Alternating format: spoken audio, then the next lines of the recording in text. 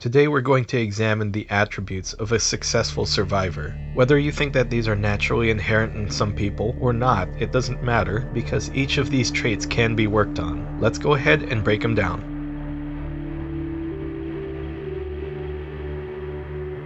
There are some major obstacles in the world of modern preparation. One major issue is the over-reliance on complicated equipment. While these pieces of equipment will make your life easier, the more complicated the equipment, the harder it's going to be to repair or replace if there's an interruption in the supply chain, manufacturing process, or the lack of people with sufficient knowledge to repair this specific piece of equipment. Another obstacle, the quality of equipment is limited by financial ability. You might be on a fixed income, you might be on a fixed budget, you might have more people to take care of than other people. Whenever you can buy quality goods in general, it will typically be better than the cheaper alternative. Another obstacle of modern prep, prepared food like dehydrated meals, MREs, will run out. You need to understand where your next food source is going to come from, and then you need to start thinking about how can you store more of it for the long term. If you live in a more remote area and depending on what's going on in the world, supplies might not be able to reach you. That doesn't mean that you're safer in the city. You're surrounded by hundreds of thousands, if not millions of people who are now looking for a food source, and the trucks may be disrupted for a period of time. And in that case, it would be important for you to understand how to source a nutritional meal. Now on top of that, you have to think that any equipment will be harder to keep useful due to supply issues. Eventually that gun is going to run out of bullets.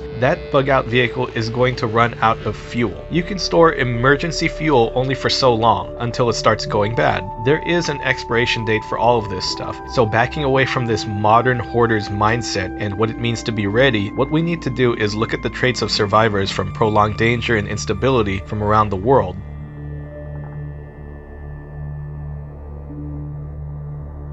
An important attribute that we notice from successful survivors is responsibility and reliability. These are codependent attributes. Responsible people are usually reliable and vice versa. Not only have they prepared for emergencies, but they've probably also thought about learning a skill or a trade that would make them a valuable asset. As a prepper, it's your responsibility to ensure that you can provide your group, your family, yourself, whatever you might need, because scavenging can only go so far. And the knowledge that you gain from being a responsible individual leads to the second attribute, resourcefulness.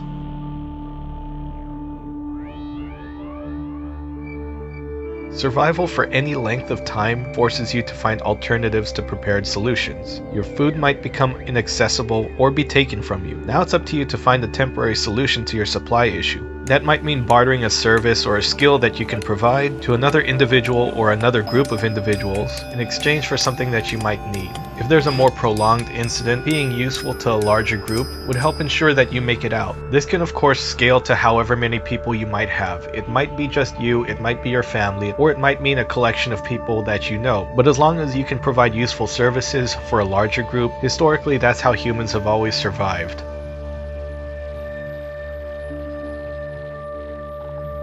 Resiliency means going beyond the equipment that you have. It's very important to not only know what to do in the face of danger, but that you also stay calm. The ability to face your fears requires active preparation and training. The more training and knowledge you have, the better prepared you're going to be when facing different scenarios. And in the face of danger, you want to inspire people. You want your strength of will to overpower weakness by having a strong, positive mental attitude that's going to reassure your group.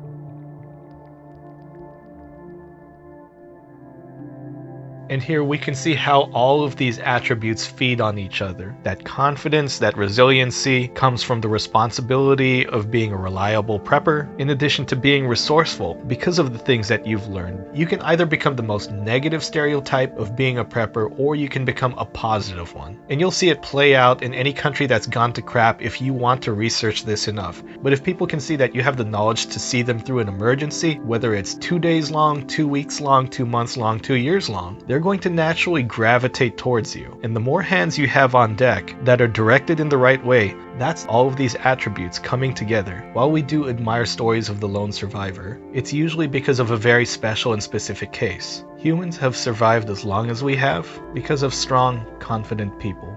I want you as preppers, as leaders, to recognize what your area needs, what are the values of your core group of people, and learn the skills that'll allow you to eliminate the blind spots that you might have when it comes to being prepared for emergencies. So I hope this got you thinking. Go out there, work on yourselves. If that means getting fit, get fit. If that means learning new skills, learn new skills. Learn how to garden, learn how to repair your car, learn how to build an old school style homestead with limited materials or found materials. Work on public speaking so that you can communicate between individuals a lot better and communicate thoughts and resolve hostilities. If at this point your preparation only consists of asset management, that's awesome. Whatever it is, realize that there is no finish line when it comes to building up these attributes. You can only get better. So until the next video, guys, be good, stay safe, and have a good one.